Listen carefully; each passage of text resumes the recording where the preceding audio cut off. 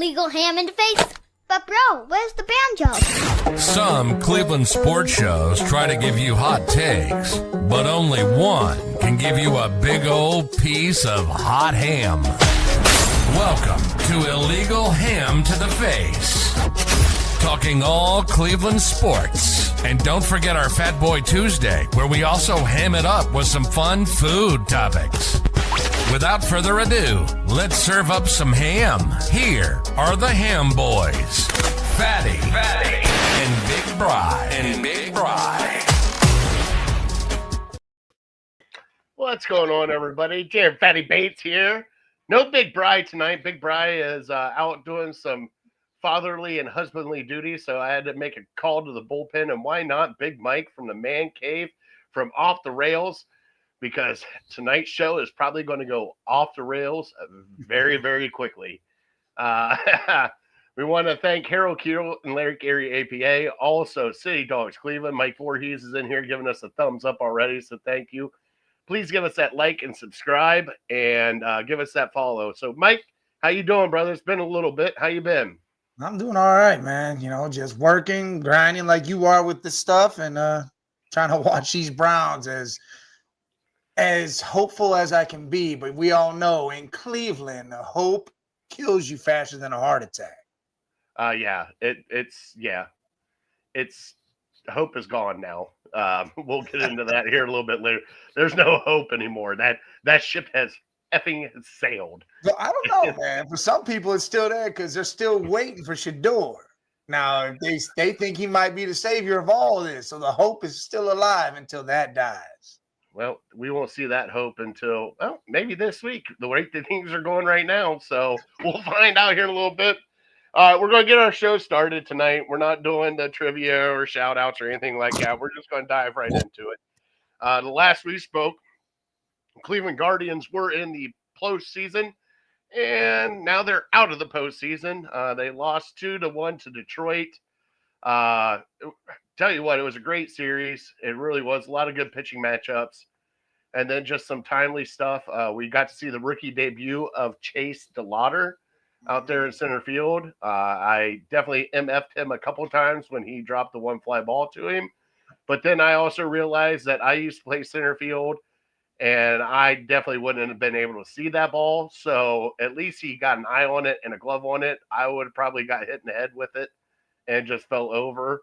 But what a great season by the Guardians, I do have to say, because everybody's bitching about payroll. Everybody's bitching about this team. Everybody's bitching about this. And you know something? You were 15 and a half games back, and you fought all the way in to the postseason. People wrote you off. I was one of them. I wrote them off on the 4th of July. I said, this team is effing horrible. Wrote them off. And they made the playoffs. And they did it their way. The starting pitching finally started getting good. The bullpen started getting their shit together. Timely hitting and stuff like that. So, Mike, what'd you take away from this Guardian season and how they did in the playoffs, bud?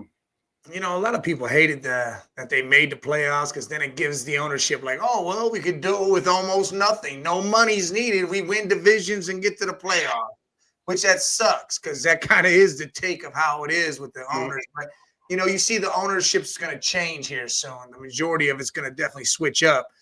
So the fact that they came back from 15 and a half back, made the run they did, it was, you know, very major league-esque.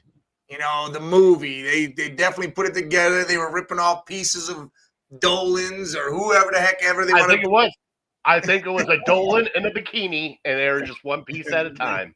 And they made the run, and I'm happy they won the division. That's one thing they took from Detroit. Detroit won the wild card. They were the better team anyways. We just had beaten them up the last couple times we seen them in the 2 weeks we saw them beforehand.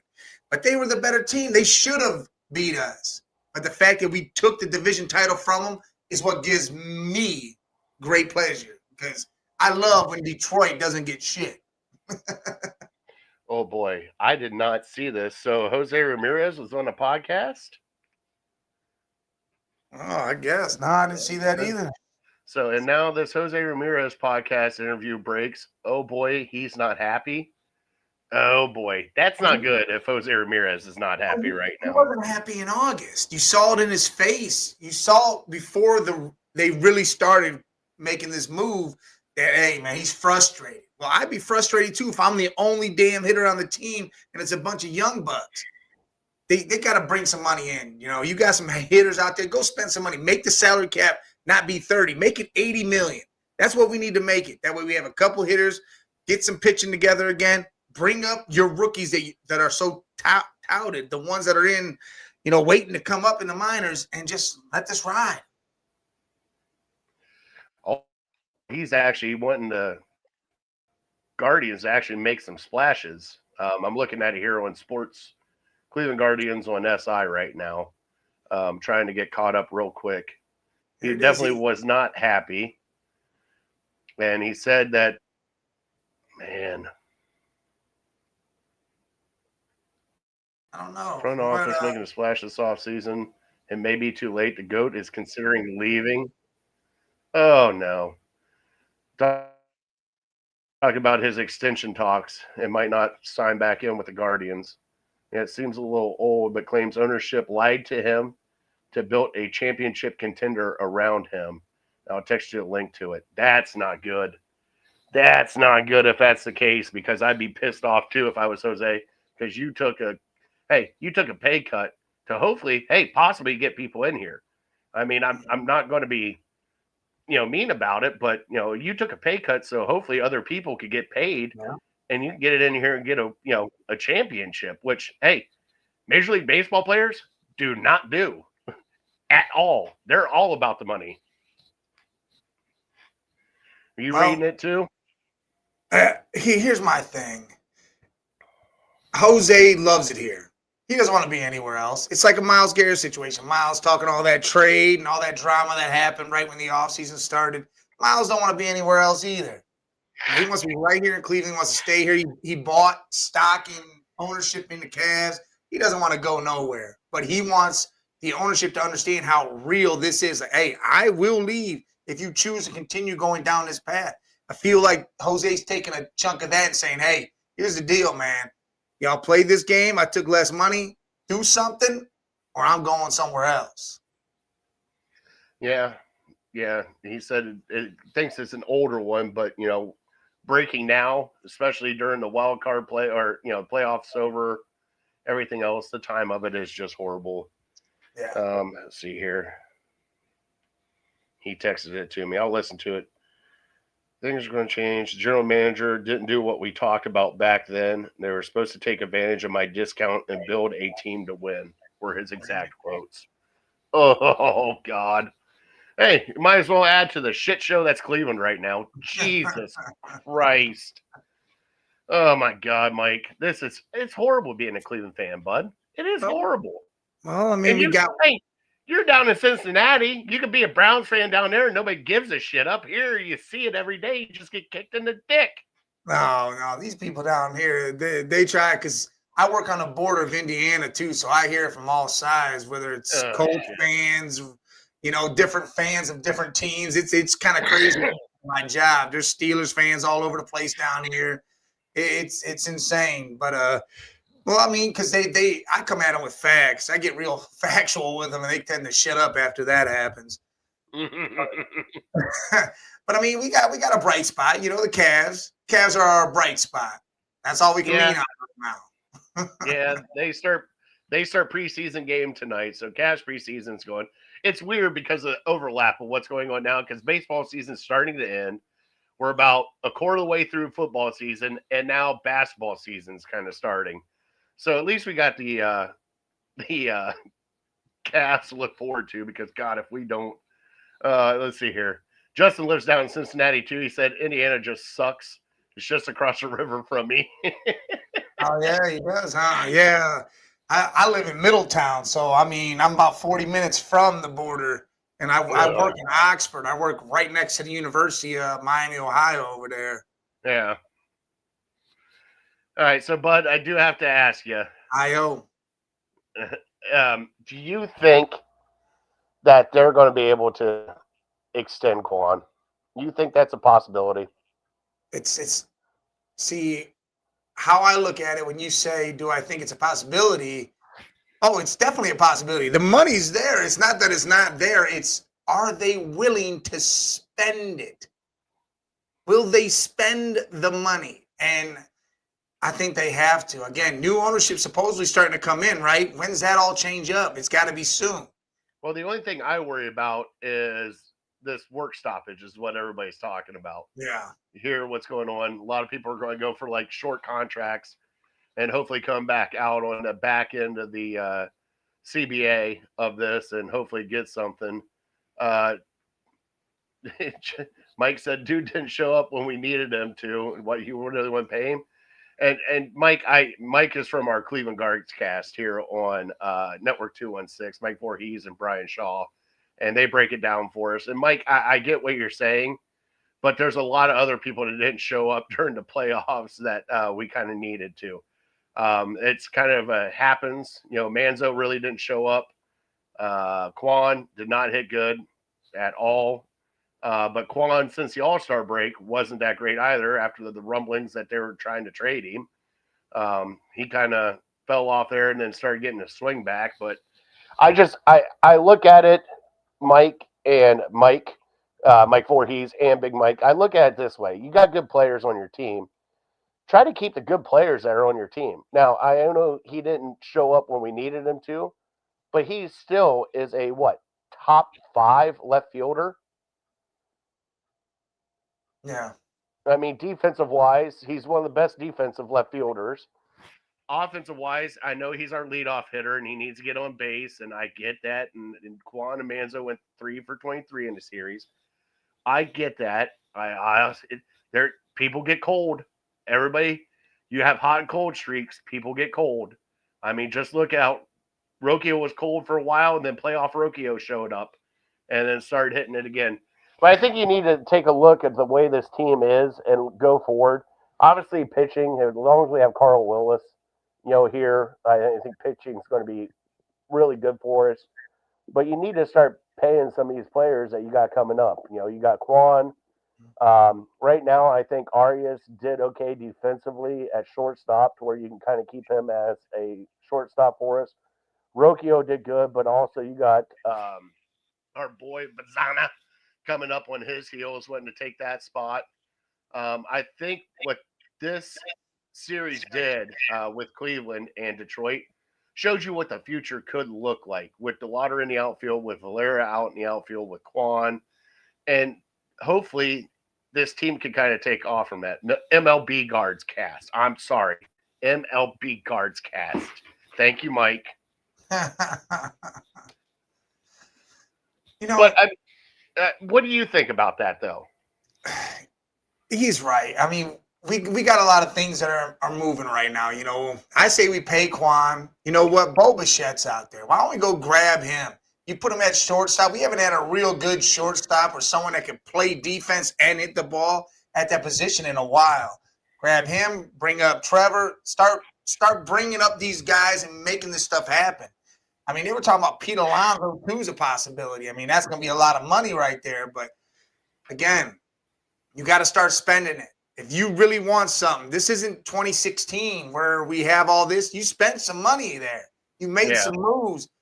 And look what happened. You don't got to spend the Yankees cap. You don't got to do that. Just spend $80 million. That's all you got to do. That's it. And I don't see why they don't see that or why they won't do that. But they got what they wanted now. We won the division. They had sold out games, 3 games in a row at home. They made a lot of money. Sold out games at 1 o'clock in the afternoon during the week. Like, that's what I'm saying. Like, I think the last month they probably sold like everything. People started coming to the park once the shit started going down. So they started making tons of money. So why not say, hey, we saw this. Let's add to it. Not, we'll stay the same. See if we can do it again. Well, hopefully something happens out of this, and hopefully it's nothing bad, especially with Jose, because we already got enough enough bad shit going on with the Cleveland Browns. It did break today, Mike. Joe Flacco. First time ever we traded with the Cincinnati Bengals. and we trade Joe Flacco. Joe Flacco in a 6th-round pick for a 5th-round pick. So right now, our quarterback room is Dylan Gabriel, Shador Sanders, and then a player that we will not name on here because it's like Beetlejuice, because when you name him, he starts popping up everywhere. And then we got Zippy Zappy on the practice squad. I don't even know what to do with this fucking team anymore. It is just so aggravating because hey, we're going to show the vets, Mike. We're going to show the vets that we're going to try to win this year. We're going to bring in Flacco. We're going to try to win. We're going to bring in Kenny Pickett. We're going to try to win. Next thing you know, we're going to give Joe the start. Obviously, Joe can't do it anymore, especially for this team and this offensive line. So then what do? We're going to bench him. After we bench him, Kevin Stefanski, Joe is an integral part of this team. He's a captain. We need him as a captain on this team to help out this team. 4 days later, Joe's getting traded to Cincinnati. What the hell is going on with this team? I mean, I could sit there with my box of crayons and color outside the lines and put a team together that's better than this with our GM, Andrew Berry. This is some bullshit going on, buddy. Tim, listen, I'm an Andrew Berry dude. Like, I like Andrew Berry. Really?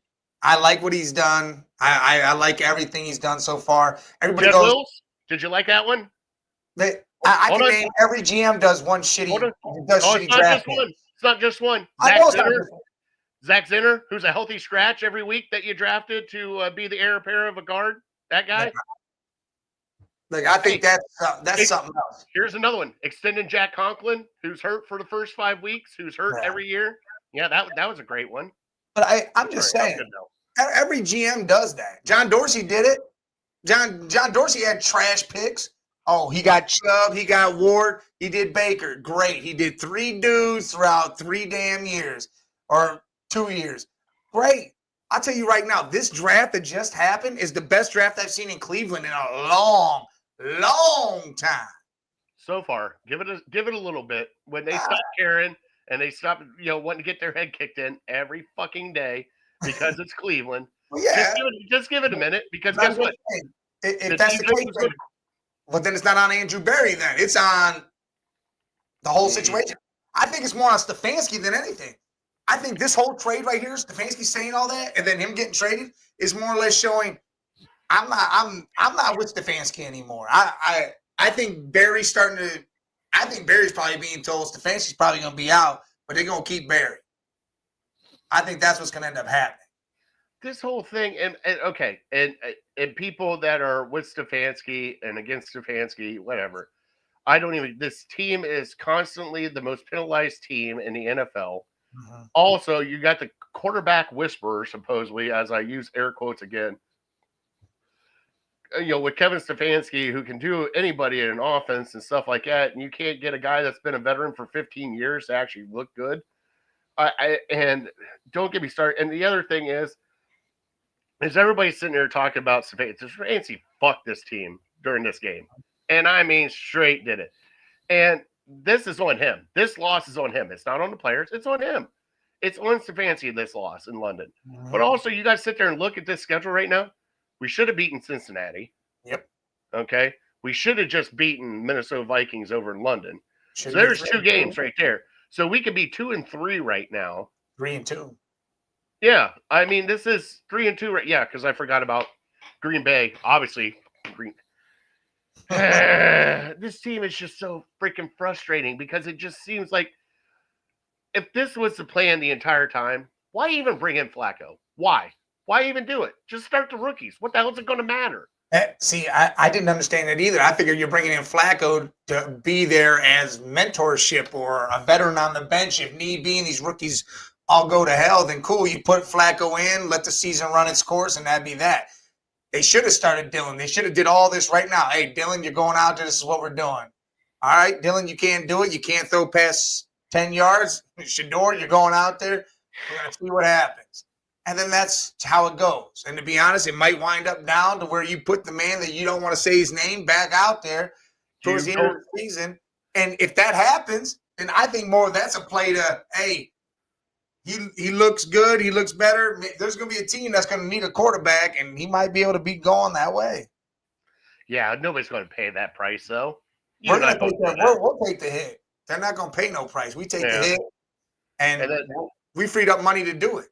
Here's the other thing that scares me right here. Circulating, Njoku and Greg Newsome are on the trading block, which I kind of figured Njoku would be on the trading block and Newsome, but like, damn, like this is where we're at now. See, that's a stupid to me. Like Newsome, all right, I could see Newsome and Njoku. Why? I get that contract here. On his last year of the contract. I get all that. I'd talk to him before you do all this and say, hey, look, man, sweetheart deal. You can come back on a team friendly, whatever. We got, we're doing what we can. You got Fanning out there. You guys can do the 2 tight end set. That's what they should be running all the time. 2 tight end set until Judy wants to catch the ball and Isaiah Bond until someone wants to throw that dude the ball. Because I think he's wide open a lot and no one sees him for some reason. And Dylan, he's what is it, far-sided, near-sided, whatever. He can't see past 10 yards. He airmails all these balls everywhere. That's the issue. Well, that's coaching. I believe that's coaching. I think that's Stefanski going, hey, take what's in front of you. If you want to take a shot downfield, take it. And I think that's all coaching. I think they're coaching him not to lose and not how to win is what they're doing. They're like, don't turn the ball over. This is what we're doing. Let the kid play. What's the matter this year? You're 1-4 now. We know where this is going. And the thing that sucks about it is the damn Jags keep fucking winning. Yeah. Hey, but listen, I saw a mock go up, and I'd be all right if the Jags kept winning. They got the 22nd pick, and somehow we wind up with Cardinal Tate. I'd be happy as hell with that. I would be too, but the bad thing is we're cursed with the 22nd pick. We got to break it. Stuff's got to break at some point. All right. I mean, okay, now we're going to talk about the person that we should not talk about. Now, hey, do not use his name. You can use his number. Don't use it. I'm serious. He's like Beetlejuice. I'm being serious. If you say his name 3 times, shit starts getting weird. All right. You think he's actually going to play this year? I never thought that until things started transpiring the way they have. Like, I thought they were going to keep him out the whole time and then get that injury insurance back, that $44 million or whatever it was at the end of the year, and then get rid of him and take the hit because the hit's going to be whatever, and that 44 would cover a big chunk of it. I also thought that's why Barry was he messed around with Ward's contract and freed up some more money from that and some other stuff to get ready to take that hit. But yeah, I mean, if these rookies go out there and they can't produce, I mean, what else are you going to do? Throw him out there, give him a audition for everybody else to say, hey, he's still here. Or if he goes out there and lights it up, I mean, what we're going to do? See, Chris has already started. Chris, you can't start saying stuff like that, man. I love you, brother. Dang. It's Cleveland. He will start. I did ask last week if he went to London with the team because, out of stateside, he could actually go back to those places again if he wanted to. He just can't do it in the United States, allegedly. Reckless speculation, allegedly. But they all went to Haslam, Barry, and Stefanski all went to like a big practice to his that he had. You know that, right? And he said he looked good, but the thing is again, that's all whatever it is. If I'm the Browns, I'm going with the rookies, see what I got. All right, now I'm going to have to get a quarterback in the first round, or hopefully I found a guy that I could say, no, I don't want to go after a quarterback. We're going to draft a tackle, and we're going to get a wide receiver in that first round, and then we're going to see what happens after that. I don't want to keep going after quarterbacks. I think they're going to have to do more than a wide receiver. I think they're going to go offensive line if they do anything. Well, yeah, that's why I said a tackle. It's going to be big tackle. It's going to be offensive line, because, I mean, if you look at it, you got to. But Bitonio is getting ready to retire. Actually, Bitonio should retire after this whole announcement came out, because if I was him, I'd be like, yeah, I'm not playing anymore. I'm done. 11 years of this bullshit. I'm out. I can't do this. And then you got Postage. You got Teller's the only one that's healthy. We got Cam Robinson in, who was penalized 7 times, it felt like, during the game. This offensive line is just in shambles. And honestly, for Dylan Gabriel to do what he did, was a little bit more impressive than what people are giving him for. But who do you think is going to be the backup now? I mean, are they going to activate Zappy and make him the backup, or you think Shador is going to get I the think backup? Shador's already the backup. I think he's already placed on the depth chart as number 2. Man. And I'm all right with that. Cool. If Dylan starts faulting, then put Shador right in. Don't play this game where you're going to be like, I got to wait for the See, this is my problem. A lot of fans, a lot of people are like, well, we got to have the perfect situation. No. I don't care who we're playing. Throw the rookie in there because he's going to have to be under fire at some point anyways. Let's see what the kid's got. I always said, hey, Flacco, sit him down, play Dylan in the first half, then let Shador get the second half. Start seeing where you're at here. Do something here. Treat this as preseason because you're obviously not winning shit or trying to win shit, it seems like. So start doing that. But again, we were leading that whole game in Minnesota. Dylan played a good game. It's just a matter of when it needs to be done and go down the field. Is he going to be able to actually do that? Yeah. I don't know. Justin, I love you. You heard that too. Oh, that's why I love this show. Well, one thing we could take away from this game, it looks like we finally got a running back besides Nick Chugg. Judkins looks amazing. Pissed off that we got called back on a 70-yard touchdown run for holding, which was both by rookies. I think it was Bond and Fanning got both called on holding on that one, wasn't it? But seeing that kid run, I'm excited. I think we have our running back here. We have some things set up. We got Fanning, who is looking like he's going to be a great pass receiver for us. Got to work on blocking a little bit, but what can you say about Quinshon? I mean, he had 23 carries, 110 yards, averaged 4.8 a carry. That's all you can ask for. That's seriously all you can ask for your running back. This dude's been doing it since they put him in. They should have started him the whole Ravens game. I mean, you got to think he literally is 2 games out. Like, those 10 carries, I don't even count in that game. 2 games missed, and he's doing all this, and he's leading rookie rushers, and he's doing some things out there, and he's going to continue to do it. And like you point out, the offensive line ain't that great, but he's doing it with it. He's making it happen. And I think he'll continue this. And now I think we need to bring Sampson in a little bit just to be that change of pace back. Let him be the receiving back he is, because that's what he really is good at, catching that ball and getting yards after. And let him do his thing. Start using the pieces you got. The Patriots did it forever. Never had no real receivers, played a 2 tight end set and used their running backs when they needed to, and that was it. Don't overthink this. You don't got to force it to these guys. Let the tight ends do their job, and Junkins is definitely going to do his and play this game. The one thing that scares me, though, is right now Jerry Jeudy is like a shell of himself from last year. He can't catch a cold if a cold hit him right in the face. I know Dylan Gabriel threw a pass to him. Should catch, dropped. He's got the dropsies now. And I am waiting, as everybody in Cleveland is waiting, for the wide receiver drama to start. And it's not me. It's the passes. I'm open all the time. It's not me. He didn't hit me in the hands. It's not me. You see that guy? I have a feeling starting next week, we're going to be hearing a lot of chirping from Jerry Jeudy if he does not do well. I hope not, because he's going to be dead wrong for all that shit, because these passes have been right to his chest, his hands, right there where he should catch them. They say get your hand on the ball, it should be caught. And the thing is, I think it's a mental thing. He's thinking more about turning and going than he is about catching and securing. And he's trying to do what he did last year, but he's trying to force it. Last year, he didn't force it.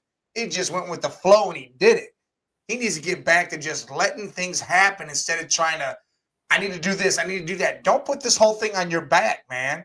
This team is 1-4. You don't have to worry about doing so much. Continue to let it flow, because eventually you're going to do your thing again, and it's going to be okay.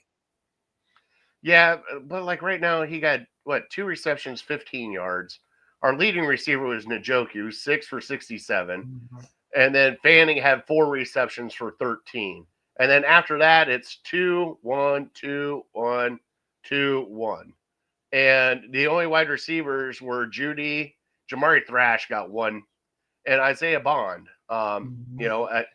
So I think with Tillman being hurt and on the IR now for a little bit, I think that's going to hurt a little bit. But man, it's just like it just seems like everybody's looked at this wide receiver room. They're like, yeah, we don't need to upgrade it. We're fine.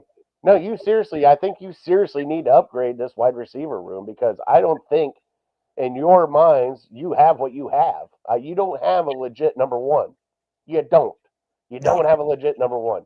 You got like a 1C that can't catch the ball right now. But like you said, we're going to have to, start putting Fanning in the slot. I would even go that way. Oh, yeah. Start doing Fanning right in the slot. I'd start doing stuff like that. Like you said, the 2 tight ends, letting them work, do what they need to do. But as of right now, I don't even trust our wide receivers to do anything for us because they haven't shown it yet this year. And I'll give Bond a break on that because, again, he slowly got brought in and finally started getting used. And, again, when he's open, he wasn't getting past the damn ball. I mean, he was open plenty of times with Flacco there, and Flacco just wasn't throwing the ball down the field. Again, it was almost like Stefanski said, keep it short and sweet. To all these QBs, it's like, man, come on, man. You go down the field. And then when they did go down the field, it was like it was an air ball throw, and it ended up being an interception. Like, I don't get, and this is why it's weird. Why is Stefanski playing this way? Why is this happening? Is it because he's told, hey, look, we're doing this either way. Your job's safe. Just try not to get people killed or whatever. But I don't know. It kills me to see it like this because if they're not going to allow Dylan to give him the keys and take the other steering wheel out the car and say, hey, go ahead. It's all you. Do your thing. We think you're a supercomputer. You're whatever this is. We're going to let you run it. You were our guy. See what he can do instead of trying to handcuff him and say, no, don't do this. Don't do that. Make sure you only do this. I'm going to put a couple chinks in Kevin Stefanski's armor right now because a lot of people nationally say that he's a great coach. And, the Browns should be lucky to have him and all this stuff. And here's the chinks that I have. And it's like, hey, it's not that I don't, goddamn Justin, I'll put that up later. It's not that I don't like Kevin Stefanski. I just don't think he's a head coach for the Cleveland Browns. I didn't think that when he came in. Now, here's the chinks in the armor. Everybody says, well, he's a 2-time coach of the year. First off, the first time he won coach of the year, the Browns made the playoffs, okay? Anybody that can get the Browns to the fucking playoffs should win a coach of the year, even though there was probably 3 other coaches above him that should have won coach of the year. They're like, holy shit, the Browns made the playoffs. We have to give this guy a coach of the year. Have to. And the second one was his second exact same thing. Like, hold on. They brought in a 40-year-old guy off the couch and they made the playoffs. Oh, we got to give him coach of the year. I mean, I feel like they just gifted him coach of the year because the Browns actually made the playoffs. Because if you think about it, he didn't even coach the playoff game at that point in time. It was Prefer. He was on his couch making phone calls. But, I think if he, offensive-wise, I think he'd be a great offensive coordinator. But the thing is the amount of stuff he has to do, he cannot call the offense and do the day-to-day stuff he needs to do. If he wants to be a head coach, he is going to have to head coach. Or have somebody behind him micromanage to let him know, hey, we need to call a timeout here. We need to do this. We need to do this. You need to have somebody there in his ear chirping the entire time, because if not, he is just so focused in on calling the offense right now that he's not seeing what's going on in the game and how the game should be played. You have the best damn defense. Mm-hmm. Number 1 rush defense as of right now. Passing defense. You got Myles Garrett on the other side. Why would you not run the ball? Let them use their last time out. Take that bullet out of the chamber and let your defense do your, top tier defense, if not top NFL defense, stop them for you and let you win this game. But no, you try to get cute with it and you called something stupid. And you lost the game because of it. And Justin said, if he's such a great coach, why aren't we in the playoffs or contention for them every year? But I hear you. I hear you on that one. But thing is, injuries get everybody. Look at Cincinnati. I hate to say it. Yeah. They were Super Bowl aspirations. Guess what? As soon as Joe Burrow goes down, not no more. No. Once that starting quarterback goes down, you don't get that. Mike, you got any other takeaways from this Vikings game before we look ahead to next week? Because next week's going to be fun for us. Brian Flores, he's 10-1 against rookie quarterbacks. He does a lot of damage with rookies going against him and everything. And Dylan had a good game. 2 touchdowns. Who scored 2 touchdowns, passing touchdowns against the Vikings this year? Dylan Gabriel. He's the only one. The only one. And that's crazy. Absolutely insane to think that that's a thing. What we need to take away is the defense was lackluster. That wasn't the defense that we were used to every week. And we still had the lead all game long. We could win games. Mm-hmm. We could beat Pittsburgh. We can go on a tear and win the next 3. Go into the bye week and come out of it and go against the Jets and win that one too. And again, Baltimore being a shell of nothing now because they're trading people. They just traded Hawaii or whatever the hell his name is, the Chargers. Lamar's hurt. Humphrey's hurt. Roquan Smith's hurt. That's a whole nother situation there. You got a lot of things that could change up here and you can win some games. I mean, so don't sit here and act like it's done and over with yet. It's not. I just know that I feel like Shedeur gives us a better shot because of he's not the, all right, I'm going to keep it clean. He's that, I'm going to get us a win no matter how we got to do it. That's what he's done. I just worry that if he does that, though, that it's just going to be an interception parade. I don't know. I know. You have, okay, like I said, we've had Baker Bros, we've had Shedeur fans. I get that people like Shedeur. I am personally not that I dislike Shedeur. I just don't think that he's the quarterback for this team, especially where it's at now. I don't even think Dylan Gabriel is the quarterback for this team. I thought it was stupid of them to draft 2 quarterbacks this draft. I really do. Because if you think about it, you're just wasting 2 draft picks that you could have been evaluating on somebody else. Well, especially when you knew that your offensive line was shaky and you needed somebody there, and your wide receiver room was shaky and you needed somebody there. And we didn't even address any of those. Well, my whole thing with the 2 quarterback drafting, cool. If you're going to do that, that means you're absolutely trying to figure out if you can find somebody. You got to put them out there and find somebody then. Yeah. Actually put them out there. That's why Dylan should have started, seen what happened. Then you throw Shedeur out there, see what's up. And if, again, we're going to do this whole parade, Kate Klubnik, Drew Allard, all these guys. Listen, I don't see – I like Drew Allard's mechanics. Right now, the whole stat situation, what's going on in Penn State's trash. But I like Drew Allard as a player, and I think he could be good. I mean, Josh Allen won 4 games and threw 2,000 yards at Wyoming. He got drafted high, and look at where he's at now. So stats really ain't shit. It's mechanics and how he is mentally. And I think Drew Allard is that guy. But my thing is I don't want to have to take a quarterback. Use these 2 guys and see what we can do. If we can't, then cool. Then we make something happen. And then at that point in time, though, then what do you do with the 2 quarterbacks that you drafted this year? That's where I'm kind of concerned. Like, you sit there, you're going to throw them, then what are you going to do? If you go out and get a quarterback next year, obviously that guy is going to be the guy because you're going to draft him in the first round. He's not going to be competing with anybody. And don't say this bullshit that he's going to be competing with Shedeur and fucking Dylan Gabriel because that's not going to happen. You're going to draft a guy that high. He is going to be your guy. He is one that you're hanging your hat on with this franchise. So then what do you do with Dylan Gabriel and Shedeur Sanders? You trade Dylan to the Rams and Shedeur to the Raiders. Or the Saints. No, I think the Raiders will come take Shedeur right away. With Tom Brady over there, Pete Carroll, and then I think the Rams actually like Dylan. Yeah. And so I think, we could get rid of him and get something in return. Depending on what draft pick it is, we can get something.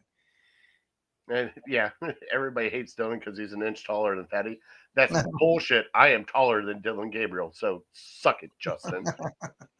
Dylan Gabriel's 5'4". Did you not see him stand next to Carson Wentz? Yeah, Did that just make? I was like, shut up! Look how small this guy is. Like, god damn. crazy. All right, let's look ahead to next week. Obviously, hey, guess what? We get to play the Pittsburgh Steelers. Woo! Who are leading division right now. Don't know how that's happening. It's an anomaly. I fucking hate the Steelers. I hate this week. As you can see, I'm in a mood today because the Browns have pissed me off so much that I'm in a mood and I'm dropping bombs on here that I normally don't drop on our show. And it might be because Bry's not here and I can cuss a little bit more. But man, so we're playing the Steelers. Obviously, Aaron Rodgers. Steelers defense is starting to look like they're coming back a little bit. Mike, what do you see? How do you see this game going? What do you think some strengths that we could use? What you got over there for you? Listen, I'm not scared about that Steelers defense. I think they're still weak. They're not who they used to be. I don't think they'll ever get back to that. So I'm not worried about that. The run game is going to be real great for us. I think Judkins is going to have a day. He's going to have a real good day doing his thing. And we could win this game. Our defense is probably pissed off. Miles is probably shitty as hell for the performance that happened because they could have stopped that 80-yard drive and we could have won the game that way too. But they didn't. You know, they let them drive 80 yards down the field, throwing the ball. I think Miles can tee off on Aaron. Mason Grant's been playing great. Carson is – that dude is a monster as a linebacker. That dude tackles everything you see. It don't matter if you got the ball or not. He's going to tackle you. I wouldn't even stand near him. But I truly believe we can get at their run game is nothing. I don't think Warren's really anything. They don't have a run game. So what do? We're going to tee off on Aaron Rodgers all day, and he's going to get smoked. I mean, DK's DK, but I'm not worried about nobody else over there. The games they're winning, I almost feel like it's a fluke type situation going on with some of these wins. I don't think they really should have won half the damn games. I know, but they do. And you want to know why they do? It's not Aaron Rodgers. It's not TJ Watt. Guess who they've had there for 20 years? And they bitch about having a great coach over there. They bitch about Mike Tomlin. You know something? I would love to have Mike Tomlin here and deal with this shit that they have. Oh, my God. Oh, we're perennial playoff contenders. What? Oh, my God. We suck. Shut up, you Steelers fans. Like, you got a great head coach over there. And I don't get it, but God, I really do. I think he should win.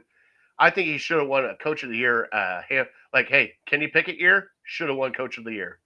Should have won Coach of the Year, Kenny Pickett year. Definitely. But it's coaching over there and it's culture, too. They have a culture, and we still can't find a culture. But like you said, you have Aaron Rodgers. Our defensive line should just eat. They should just eat this game. They should. The only thing I worry about mostly is Aaron Rodgers is very smart in the head. I think it's all of his trips to, wherever he goes to take his peaceful retreats and some other herbal remedies that he does. But the only thing it worries about is his veteran sense, though. It's like he knows he's played so much football. He knows so much stuff. Can we fool him enough to get maybe a turnover from him, which I think we can, but also can we actually stop their wide receivers enough to get Myles Garrett and that defensive line to cook? And I think we can. I think this is going to be another defensive game. I think this is going to be a low-scoring game. Dare I say, I hope we score 20 points because we haven't done it in almost a calendar year. It feels like we haven't scored 20 points. Like it's going on like 12 games now. We have not scored 20 points. Yeah. And the last one that we did score 20 points, it was 20 points on the dot. God, we just need this offense to do something. Jesus, God. And they're on a bye this week too, aren't they? They were on a bye, yeah. Of course they are. Of course they are. This is going to be great. This is going to be an easy pick for me this week. I do expect Myles Garrett's sacks, to come to an end. I hope he gets 2 sacks this week. Nothing. And I hope we make TJ Watt look like a fool. God, I hope we make TJ Watt look a fool. I hate TJ Watt too. All right, X factor of this game, Mike. Who you got? Man, I'm gonna say. I guess we're gonna have to go with Dylan. I mean, you got to go with the quarterback here. He's gonna have an actual full week of practice instead of traveling on Wednesday when that's your most important day of practice in the week. You're gonna actually have a full week. You're gonna be at home. You're gonna be comfortable. Are we gonna be able to let him run loose now? So if he can build on what he did in London, then I mean that's what we need. Just a little more. Hey, 225. Another 2 touchdowns is great. You could win the game with 2 touchdowns because Judkins will handle the rest if need be. And our kicker has come to life, so he hasn't done anything wrong since the beginning of the season. But I think Dylan doing the job and actually progressing will be the thing. If he digresses at all, then it's going to be a huge issue.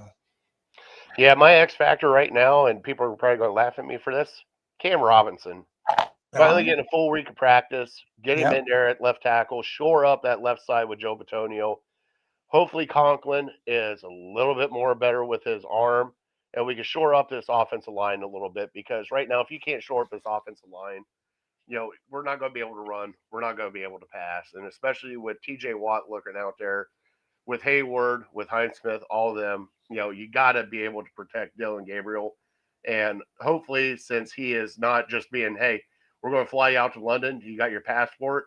Okay, we're not going to start you and stop this nonsense of not Leviston, who was the left tackle that they started over top of Cam Robinson. Yeah, that was Leviston, wasn't it? It wasn't Leviston.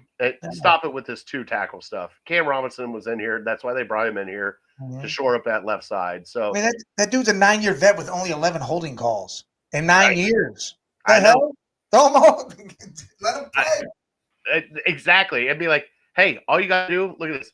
I don't need you to block the run or anything else. Just protect my ass. That's all I need you to do. You pass block however you pass block. We'll work around you. But yeah, Cam Robinson is my other one. What do you got for a score this week, bud? Yeah, I can see it being low scoring, 17-14, or if maybe we hit the 20 mark and it's 20-17. I could see it right there. But I feel the Browns win. I feel this is a Browns win. I think the defense is going to be pissed off, and they're going to come out there and take Aaron Rodgers' head off. All right, I'm going to go with you. Browns win, and I hate saying this because I cannot pick the Steelers to win. I don't think I'll ever pick the Steelers to win. So I'm going to go Browns win, and you know something? I think we're really going to come off to Schneid. We're going to blow out that over 20 points and get 24 points. All right. 24, and we'll go 24-17. We beat them by a touchdown. I like that. All right, so hopefully that pans out because if it doesn't, it's not going to be good next week. But it's not going to be good. All right, bud, you want to get fat? You want to talk some food with me before we get into our top 3 here later? Let's do it. All right, let's play the sounder. Let's have some fun with Fat Boy Tuesday.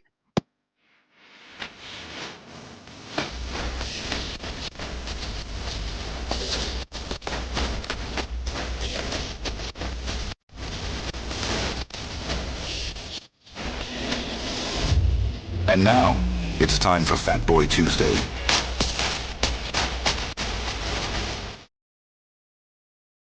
All right, so this week we looked into the food calendar, what's coming up, and also, we got some Pierogi Day is, I believe, tomorrow is Pierogi Day. We had National Sausage Pizza Day is coming up. So Mike, I'm going to talk to you. We're going to talk a little bit pierogies. Obviously, you got to be a pierogi fan, right? Oh, yeah. All right, so now the way that I cook them is also pan-fried. Got to do the pan-fried with some onions and then some hot sauce and sour cream. How do you like your pierogies? You know, what's crazy is I like them every single way, but what I've done lately is I bake them where they get nice and crispy, and it keeps that center real soft. So it's almost like a chip. You can just dip it in whatever and just eat it with your hand. It's crazy. You have just changed my world. I didn't even think about that, man. Just pierogies, especially the Mrs. T's pierogi chips. Oh, I literally just got a box yesterday because I was thinking, like, damn, you know what? I want to do that. Because normally, like when we do pierogies here, we always do like kielbasa or smoked sausage. Oh, with yeah. pierogies, and then every now and then sauerkraut's in there too with them. You never know with that. But yeah, dude, I gotta have hot sauce and sour cream with my pierogies though for some odd reason.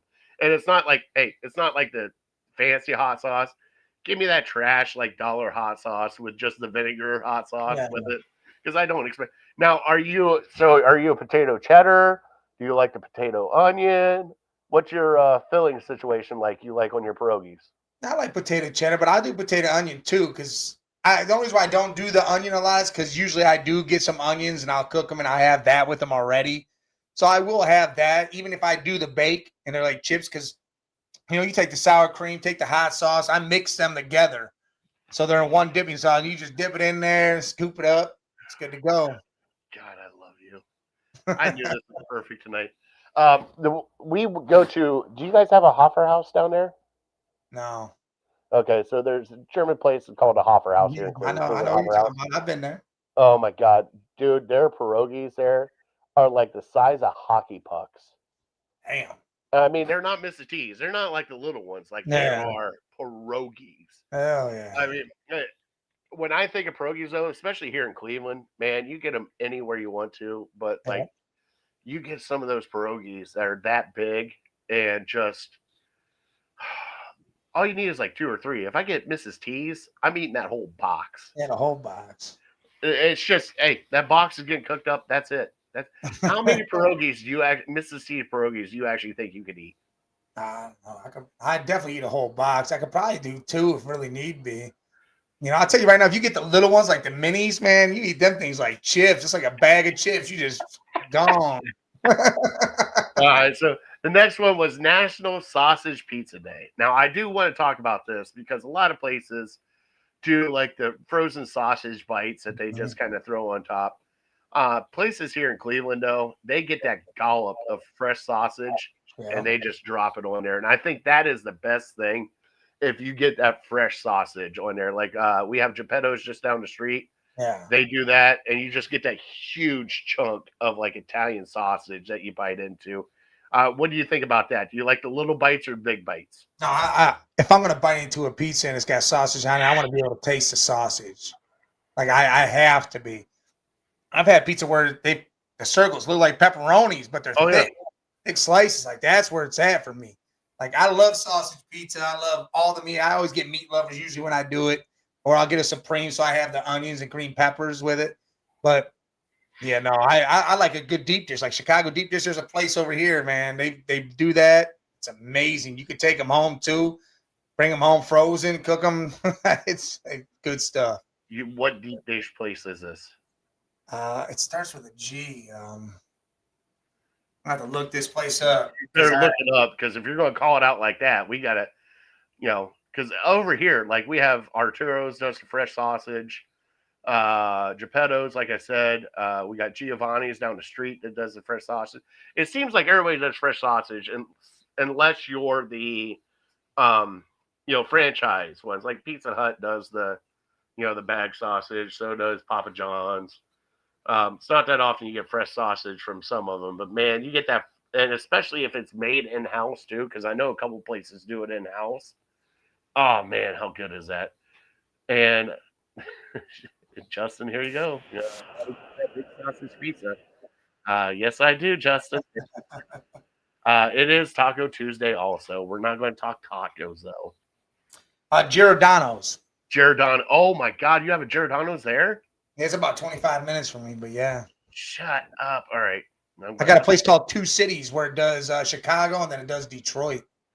Oh, that's even better, man. Yeah, that's a good one too. That's about 20 minutes too, but yeah, that's a good place too. Do they have? Now I do have to ask. Now we're on pizza right now because you have like here we have a Cleveland pizza. Do you got like a Cincinnati pizza? Is there like a way Cincinnati does pizza down there? No, these people down here and how they do and say what chili is blows my damn mind with the spaghetti and this, whatever they want to call it, ground up meat in a sauce shit. I can't stand it. The Skyline shit and all that. Really? I mean, it's cool, but I can't. They can't tell me that's chili. It's not chili, man. That's just pasta with mole on it. Is how I look at it. That's not chili. Chili to me's got chunks of meat, beans, onions, green peppers. That's what a chili is to me. Okay. Because so you're not a Texas style guy. Yeah, I'm not doing this. Whatever the hell they do here, and then right in Indiana, they got to have noodles, but it's macaroni noodles. I'm like, so that's a goulash. That's not chili either. But they have to have it, or they feel like something's missing. Like my brother was with his wife, and she made the noodles and had to put it on the side instead of mixing it because he, in his brain, he's like me. Nah, just like square pizza. I don't understand it all. I mean, I'll eat it if it's thin crust, but I'm not eating it if it's not thin crust. If it's square, it don't make no sense to me unless it comes in a square. Like I'm not taking a circle pizza and cutting it in a bunch of squares.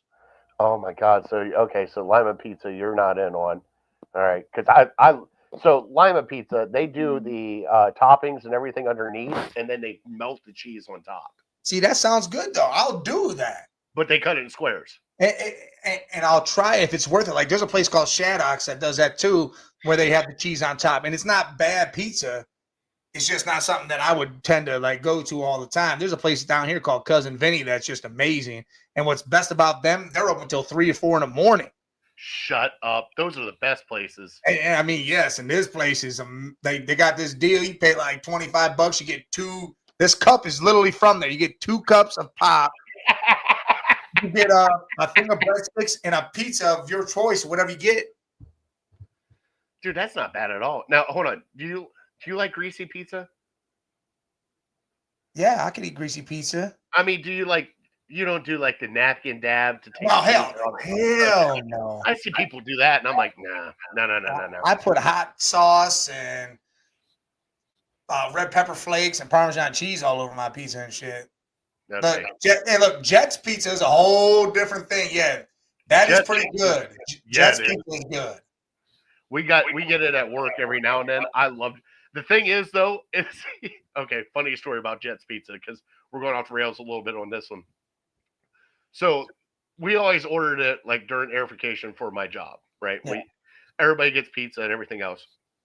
So they're larges, or it's Detroit square pizza and everything else. So my buddy goes, hey, he goes, I got to order pizza, and the boss gave me the credit card. He goes, what we normally get is just the party sizes, right? I'm like, yeah. I was like, I think so. He goes out, orders the party sizes. It's 2 of those pizzas is a party size. Yeah. We ended up with 18 boxes of pizza at our work. And dude, the thing is you sit there and eat it, and it's so damn good. Yeah. So damn good that you had 3 pieces of it, and you're like, I'm going to feel miserable. And then you go back in for that 4th piece, and then about 10 minutes later, you feel the worst you have ever felt, because if people don't know, Detroit-style pizza is a little bit less thick than Chicago-style pizza, but it is very doughy. But, man, they load it up with sauce and toppings and everything else. But, man, I tell you what, you have 4 pieces of that, and you're miserable for the rest of the day at work. Yep, heavy and bloated. That's how I can't eat stuff like that at work. I barely eat work at all at work. Hey, we did, and we started laughing at each other because about 10 minutes in after lunch, all of us looked at each other, and we were miserable. We were like, yep, can't do this. Can't do this. My boss even looked at us. He was like, you guys have 4 pieces, didn't you? Yep. That was that extra piece. Yep. It came up and stuck on me. But I'll tell you what, their Jets' barbecue Hawaiian pizza is the bomb. And also their buffalo chicken pizza. Yeah. The bomb. Love Jets. All right. Now we got to get into our top 3. We got to stop talking about food so we get in the show so you can get out of here. Thank you for everybody for coming in here, watching us, giving us a like and subscribe. Now, we're doing a fun top 3 here at the end. We're going to go with our top 3 Cleveland Browns blunders by the front office. Okay, so with the Flacco trade, everything else going on, Mike and I are going to have some fun here at the end. We're going to give our top 3. So let's play the sounder and see what we think our top 3 blunders are with the Cleveland front office. All right.